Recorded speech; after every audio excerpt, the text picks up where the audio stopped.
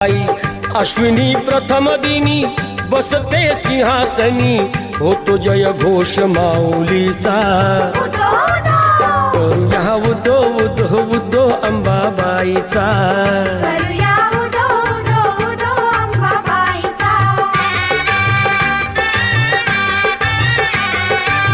तेथुनी जरा दुरी स्वामीजी गगनगिरी, अंश तो परमेश्वरी भक्ती दत्ताची खरी।